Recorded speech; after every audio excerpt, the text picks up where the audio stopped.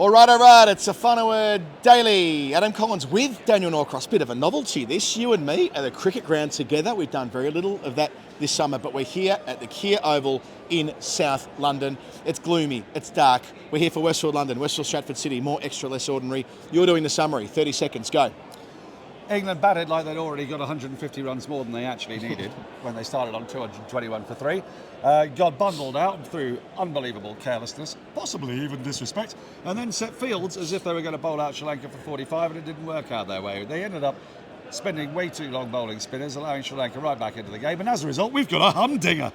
Maybe we do. I mean, they still trail by 114. Sri Lanka go to bed. Bad luck finally killed play at 211 for 5. We'll go into the machinations of that through the course of the conversation, I'm sure. Dananjaya De Silva, the captain, is unbeaten on 64 there with Kamindu Mendes. What a start to his Test career. He's on 54. They're put on about 120 or thereabouts after losing 4 for 26 in one very eventful spurt before tea. But after tea, let's go there to start with. The option was there for England. It got so dark here. The option was bowl spin or don't bowl at all. And Ollie Pope, maybe chastened by the criticism he received at Lord's when he chose not to bowl the spinners last week, let them go for, I don't know, an hour and a half or something like that. And it was smooth sailing for Sri Lanka with the exception of one drop catch, which we will also talk about later, I suppose. Yeah, I mean, I think what happened was that it was all part of a pattern of behaviour, really, which was that England felt on top throughout. If this was an Ashes game or they were playing against India, even if they had already won the series, I don't think they would have let that side back into the game. Yeah. I think that they felt that they were probably going to take the wickets. There was actually, the drop catch came quite early in the experiment, which encouraged them to keep going. But it did go on too long because there wasn't really a great deal of turnout there, even though there are some footmarks, but it wasn't spinning, it wasn't really ragging. I mean, there were moments, right? It was more the bounce than the turn from my perspective, and when they went round the wicket, that was accentuated with Lawrence getting more spin than Bashir, but Bashir was bowling better than Lawrence as a whole in terms of building dot ball pressure and all the rest of it. I'm not sure whether the figures reflect that just from the naked eye. It felt like Bashir was doing more of a job, but after about an hour of it, it was pretty clear to me that it had become counterproductive, and you could see that Ollie Pope was occasionally looking up to the dressing room. There might have been some consultation of colleagues, but they really went the whole way through. I suspect they'd still be bowling now, if not for the umpires eventually tapping them on the shoulder and saying, actually, we've hit the point where even spin, it's too dark for that, because it was so gloomy. I don't think I've seen Test cricket in darker conditions that I've seen firsthand. No, I agree. It really was gloomy. It does actually, though, slightly raise the question of, when we talk about what bad light is all about, and it's about what's dangerous to the batters is what people have always thought it is. And people very sensibly pointed out that actually it's not much fun for umpires. No. And they're worried about the ball being smashed straight back at them. But I was thinking this today, as it got darker and darker, for a start, you're way more likely to have the ball whacked back at you off a spinner, right? Yes. Than you are off a fast bowler. Just simply because you're going to use your feet and look to hit the ball straight, yeah? If you're allowed to keep on bowling spin till it's darker and darker, but it's more likely that you're going to get smashed in the head if you're an umpire when the spinners are bowling, it kind of doesn't make any sense. That part of it doesn't work. Now, I guess all that's left are the people to worry about are the fielders, because if the batters aren't bothered, then those are the only people left. Do you know what I mean? That was one thought that occurred to me, because let's face it, I had to find something to think about because it just became really pointless. I mean, I'm afraid the whole day did. We'll come back to what happened earlier in a moment. But it didn't feel like proper cricket. I mean, we had a moment earlier in the day when bad light intervened very briefly and then started up again, and spin had to be introduced, more of which anon. So it was just one of those days, and I felt, you said an hour.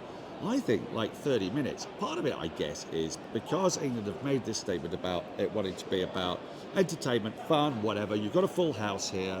Let's entertain the crowd. Yeah. They felt that there wasn't an enormous amount of jeopardy on them. So if they did score those runs, they always felt they'd be able to make it up tomorrow. They'd be able to pull out of the spin experiment, come back tomorrow with seam bowlers, and bank on a second dig where they bat better, or bat longer, or bat differently. I think what this first couple of days has shown us is that England feel that they can play the game in any way they want to. And they played it in a certain way today, and it didn't really work for them, but they gave it a go, and they gave the crowd something.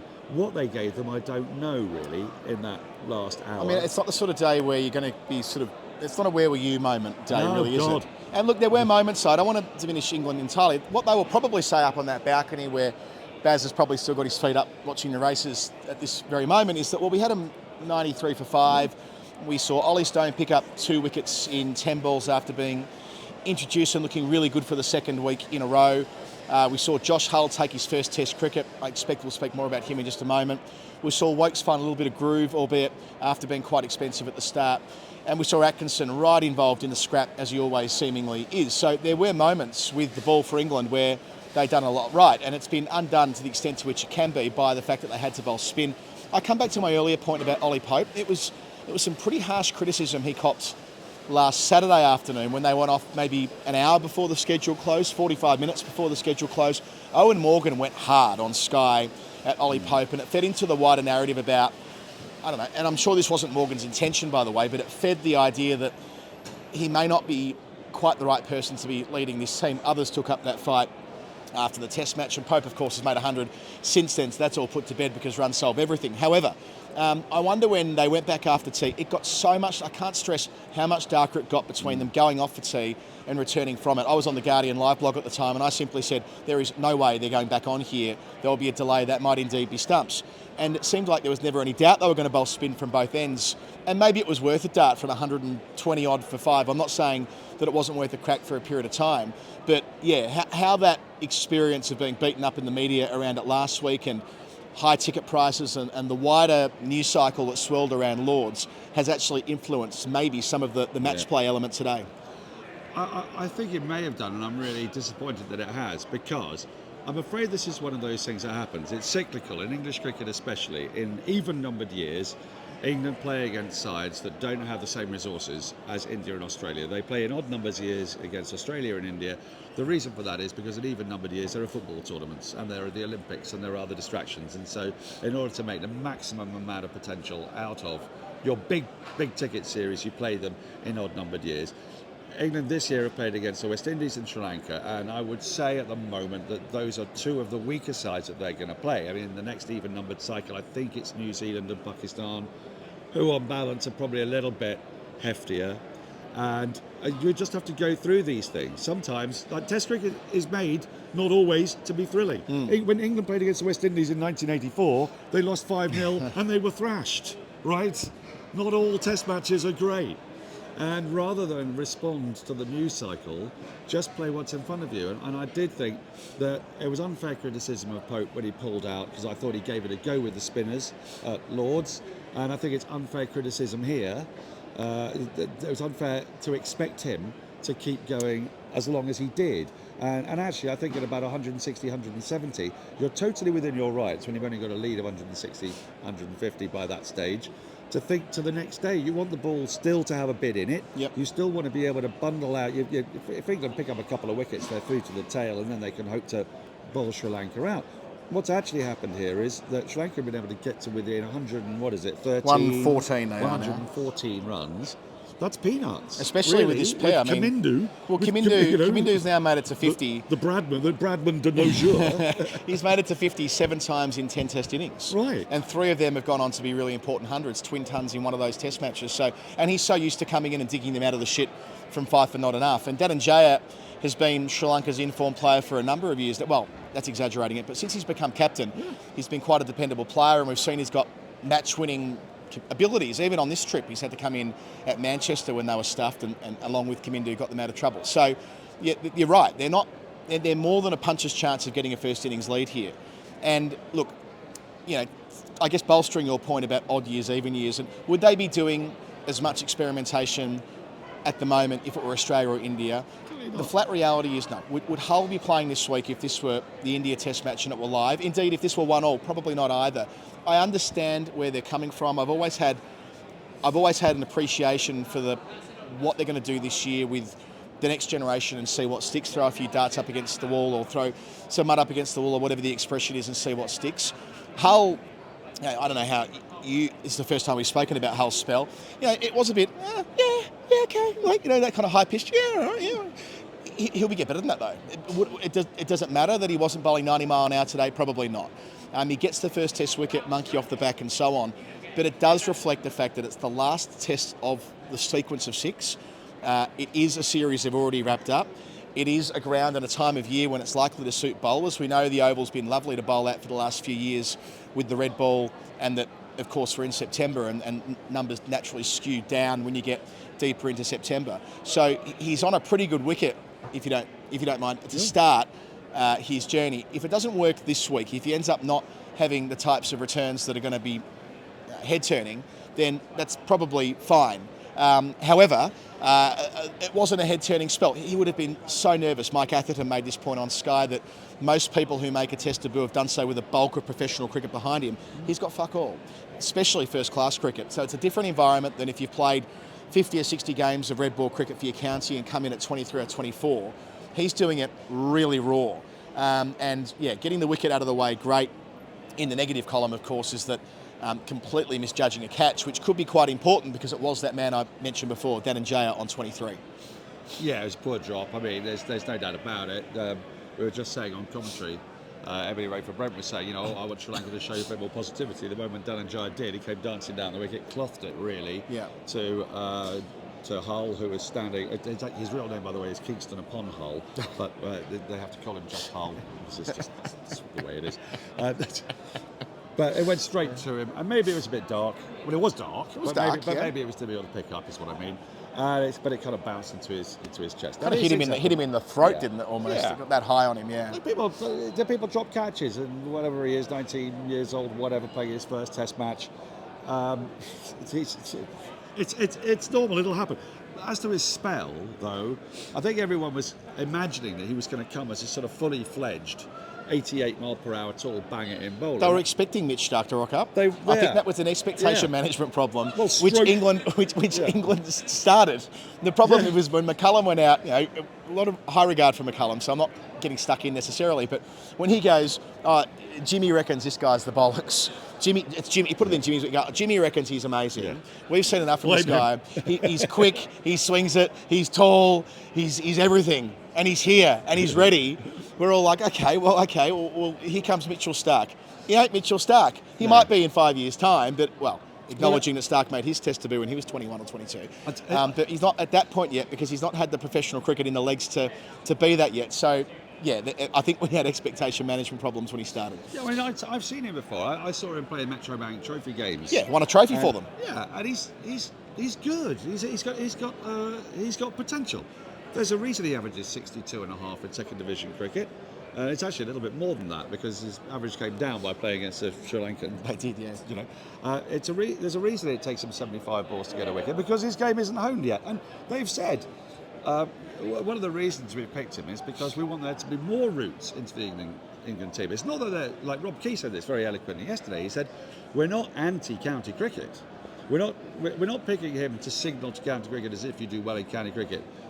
We're not interested. We're signalling that there are other ways to get in. That if you don't do well in county cricket, but we see something in you, if you're a freak, if you're 6'7", you bowl left arm, don't worry about your county cricket numbers. Come join us, and we'll turn you into the finished article. The thing we'll turn you into Mitchell Stark.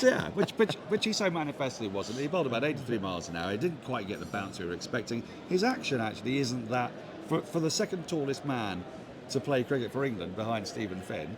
His release point isn't particularly high, falls away a little bit. Unusual seeing that breakdown that Sky did at T. I'm not sure if you had it on your monitor. See that, no. So he has the release point basically the same as Broad, who had a notoriously low release point because he had the wide gate when he let it go. Yeah. And Broad used to buckle on the front leg too. I think the problem there is, again, expectations and all the rest of it. We're so used to watching Jimmy brace the front leg and come over the top for 20 fucking years. Yeah. There's someone that comes through who isn't Jimmy. I'm like, he kind of. Well, he's had a whole 4 days with Jimmy. Yeah. So by now, surely he bowls as well as Jimmy. Well, what was that thing that Ben Jones had on CricViz with Vish the other night? I think Vish put it up in his story that Sam Curran's got a release point that's the same as Josh Hull. Right. Because Curran gets over the top of the brace front leg thing, right? And I don't know, I'm not an expert in the techniques of fast bowling, but it's going to be different to watch that compared to, as I say, what we've just finished with Anderson for like literally 20 plus years. Yeah. It is. And look, I think what's happened is that he's come into the side, he's come into the squad, they've let him know that he's on their radar. He's going to work with the very best in the world. And we'll see. It's up to him. I mean, he's so young. It's amazing we're devoting so much time to him. He's a large boy. Well, that's the thing. I think when he's closer in age to like Winnie than he is to me. It doesn't seem right. He's kind of He's kind of like if Dr. Mengele was in charge of picking the England team. Is that Dr. J. Mangle? Joseph Mengele, the notorious Nazi scientist, eugenicist. It's like, what we want to do is create physical specimens of perfection. Whose tall men are perfect for the job. And That's getting cut for social media. So there's a little bit of that going down. And actually, why not? Because I was talking to Emily Ray from Brent about this today on air, saying it's a little bit like what the ACE program does, the Afro-Caribbean Engagement Program, which is that they've now spread out beyond just engaging with the Afro-Caribbean community, but going and looking at municipal parks, finding there's a 6'1" netballer, woman bowler, and going, well, you've got good hands, you're athletic, we could turn you into a bowler. And there's a bit of that with Josh Hull. The 6'7" guys who can bowl don't come around every day in a week. Mahika Gore in the women's game. We saw Mahika Gore, tall left armour, fast-tracked into the England team because she's a specimen. She's tall, she swings it, left arm, they're unusual. So I don't blame them for doing it. It just, what it meant was that it all contributed to the air today of this being like a benefit game, an exhibition match, an experiment, rather than a test match. And maybe that's just me being a tired and miserable old git. I think that's okay. And I think, look, we're at that time of year, aren't we? These are when the benefit games often would be in September. And I just want to raise that point. I know we've got a bit to get through, and we've already been going for more than 15 minutes, but this has come up a lot. They shouldn't be playing Test cricket in September, and naturally drawing that link to the 100 that's played all the way through August. Just want to provide a bit of caution on drawing these links. There's often Test cricket played in September in the UK. 6 times in the last 7 years. 6 times in the last 7 years. Indeed, the 2005 Ashes finished on the 16th of September or something like September. that? Mid-September. And no one at that time was... There are some things we can do to make September Test cricket better, unquestionably, in this country, because, we get the long nights through June and July, but it ends quite abruptly. That's the reason why county championship cricket begins at 10:30 during September, as Kumar Sangakkara found out famously one time in the dressing rooms over there. County cricket does have lunch taken at a different time compared to Test cricket, right? So why are we starting a Test match in September at the conventional 11 a.m? And moreover, when we lose time in September, we still add it to the end of the day. So the stumps officially tonight was 6:30 p.m, which really means 7 p.m. You are never playing cricket Sunset at 7 p.m. is at 7:30 or something. You're never getting cricket in at 7, barring some freakish evening where it's completely clear. There would be no cricket played at 7 o'clock at this level in September. We were here this time last year for a game when the skies were clear. Do you remember County Championship game? The skies were clear and they had to go off the bad light at 6:15 because the ground casts a shadow. That's right. The skies are clear, but you can't see where the sun is, so you don't get the light. So there's some easy fixes. You spoke at length about the pink ball solution, the Collins Norcross pink ball model yesterday, which is great. And I'm glad that punter, I love the fact that Ricky Ponting's getting asked this on Sky. We're getting there, boys and girls. Oh, was he? We're getting, and he's up for it. Yeah, good luck. Ricky's caveat, when thinking on his feet, bearing in mind Ricky Ponting's like the best cricket brain in the world, he's like, why don't you make the pink ball in the gift of the batter? So if the pink ball is produced, they can almost have that bad light offered to them, or they can crack on with the pink ball. So today, for instance, Sri Lanka might have said, we wouldn't mind a bit of that, because they're going pretty well. So that might be the compromise required, but nevertheless, that's part of it. But surely it's 10:30 starts. And if anyone comes back to me talking about off-peak train fares, I'll spew up. Because if you know it's going to be 10:30 when the tickets are issued back in the previous November or whatever it is, you can make accommodations. And yes, it is annoying that train fares here are extortionate. It is ridiculous. The privatisation, the way that trains were privatised in this country means that everyone gets fucked over all the time. But it shouldn't mean that we shoot ourselves in the foot when we do play Test cricket in September. We can divorce these two issues. We're smart enough to do that at this stage. But Colo, this is about somebody's choice, right? Like, if what's going to happen is that inevitably you're not going to get the last half hour anyway, you're not depriving anybody of half hour. Of course you're not, yeah. If they say, I'm not going to get a peak hour train, I'm going to get there at 11 anyway, so I'm going to miss the first half hour. Okay, so you missed the first half hour. You weren't getting an extra half an hour anyway. It's a sunk cost. So it's absolute bollocks. Yeah. It's like the movement of the Earth around the sun is rather fixed. Galileo, Copernicus, they've been banging on about this for 400 years, Can we please listen to them? I genuinely think that weeks like this will help advance that, though. You sometimes need like silly, stupid things to happen in cricket for any reform or any change to be initiated. I'd be surprised if ICC, MCC, World Cricket Committee, organisations that when the equivalent the ICC have, I'd be staggered if we don't start talking about this more and more. Adding the extra half an hour to the front of the day, we could have started play at 10 a.m. Should have been a scheduled start of play today at 10:30, with the extra half an hour being added onto the front like they do in the rest of the world. And the same applies in the subcontinent, where often Test playing days are shortened by half an hour or 45 minutes. With the pink ball, these are ideas that time has come. Well, Anyway. do you know, sorry, the last one of this, because people have been aware of this for absolutely yonks. Test matches in the West Indies in the 50s used to be 6 5-hour days rather than 5 6-hour days. For this very reason. They've known about it for years. We're in denial. Daniel, Yeah. I think it's time that we... oh, you know what? Last thing. Fuck, I love Dhananjaya. Yeah, me too. Oh, you know, it was a fucking stupid shot when he only gets out caught at mid-on. Yeah. But how about the way he played the shot 2 overs earlier? It's like it's exactly how I imagine Ian Chappell telling us all to play it on those coaching videos in the 80s and the 90s. You got to commit to it. Yeah. You got to get down the track, turn it into a half volley. There's nothing lost in determination and intent from Dhananjaya de Silva. So I hope he goes on to make 100 tomorrow. And Kamindu, wouldn't it be wonderful if he finishes this series with 3 figures once more too and gets them right back in this test match? It'd be absolutely beautiful. Final point on that. The other thing that Dhananjaya didn't do is he doesn't sweep, because as Ian Chappell will point out, that's a soft cock pommy shot. Nobody bloody sweeps. All right, Daniel, a quick break, then our Hall of Fame. It's the Daily, it's me, it's him. We're on the balcony. We've got the gasometer behind us. We've got, what's that part of, it's the Shard over there, isn't it? Yeah, there's the shot. The Shard over there, the Houses of Parliament, somewhere kind of over there somewhere where Bradman hit the first ball before he was bowled the next ball, according to Arlett. Placed out towards the Houses of Parliament.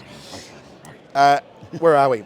Westfield, London, Westfield Stratford City Hall of Fame. Okay, I've not read this. This could go anywhere. Okay. You've heard our albums. You've heard one of our albums described as a cricket team. Oh, this is about Taylor Swift. This is a story time thing. You've heard one of our albums get described as a cricket team. No, I'll do that again. Where are we? Sorry. I'm stumbling over my words. You've heard one of our albums described as a cricket team get corrected and then compared to the current England 11. Now, pull on some roller skates and get your T-Swizzle groove on. Flippers Roller Boogie Palace are being back to their Swifty Skate Sunday session selves, and they have a blank space on the entry list for you to write their name. Blank space, the Taylor Swift song. Oh, right. Okay. I'm not a huge Swift enthusiast, but Jeff is, so I know that. Even if you're not a skater, you can still enjoy themed food, drinks, and Taylor Swift music all night.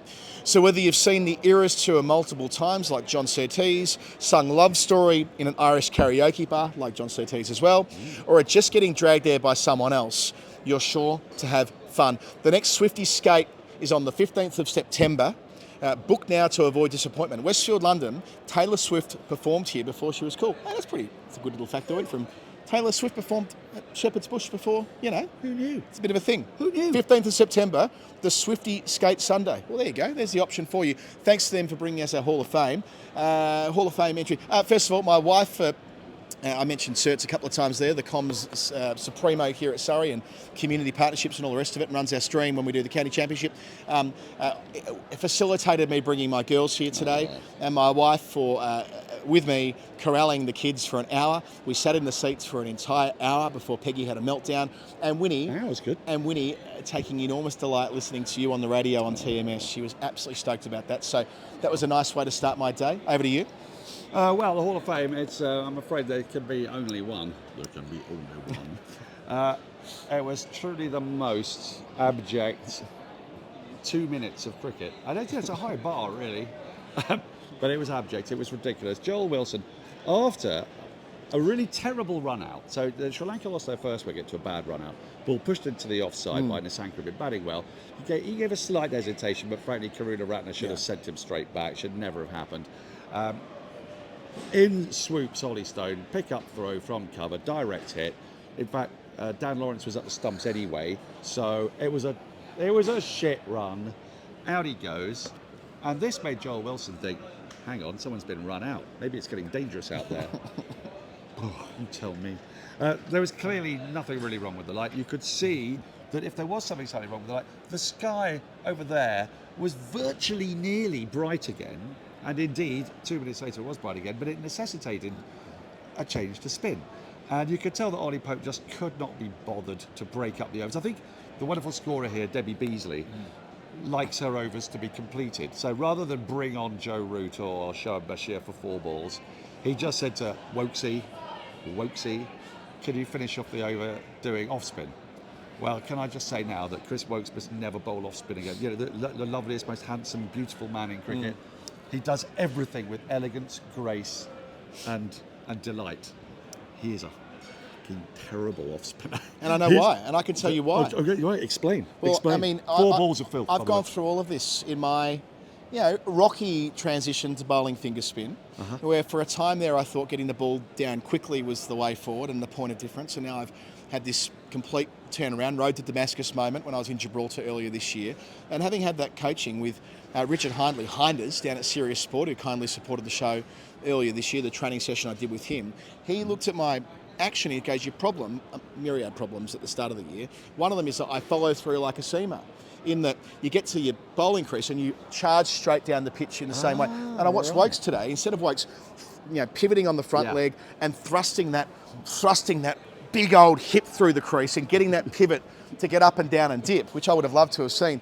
Instead, he was basically bowling medium pace and trying to cock his wrist. Yeah. So there was no real turn to speak of. He missed every ball he bowled. It was horrible. And that was the end of that chapter. But, we all get there eventually. I admired it. I wanted more of it. All I'm saying is I want more of that. We all get there eventually. Anyone that bowls seam up at some point has to become a finger spinner or you can't keep playing cricket anymore. This is just the first step in an adventure for him. It's a journey. And I think that would have been difficult for him because you're right, he does everything right. He bats beautifully, bats technically correctly. Feels good. Took a great catch today. Great catch. And we saw Ollie Stone. Shell classic catch. Great catch. And we saw Ollie Stone bowl well today. We should have mentioned Stone. Anyway, very well. Don't matter. So happy for him after all the injuries. And Stone's bowling well and at pace, and I hope this continues. But that would have been, would have been tough. He'll think about that when he goes to bed tonight. But there's a way forward. If he visits Hinders and gets him sort of pivoting on that, off the tippy toes, and then get the back leg through at the right time, and just hold. The other thing is holding on the front leg until your hand's all the way through to your back hip. This is the shit that tortures me at night. Because I think about it every day. I'm obsessed with it. Just be careful though, because Bob Appleyard did that, and he ended up smashing his right arm onto his left hip so much that he had to retire. Really? Yeah. Well, I don't plan on doing that. Yeah. But thank you, Chris Woakes, for giving us the chance to see what life post-Test cricket might be for you when you're playing charity games. I'm playing a Tabs game tomorrow. Not sure if Caddick's playing, but if Caddick is playing, he'll be bowling off spin because all fast bowlers have to do it eventually. When Hoggy plays with us, Hoggy bowls off spin too. They all end up having to bowl it. So, Chris, get yourself a net during the winter, Barbara Shett during the winter, and all will be okay. Right, that's us done. Westfield, London, Westfield, Stratford City, Sri Lanka still in the game. Nothing to write home about today. We've still spoken about it for nearly half an hour. Good night. Cam back tomorrow.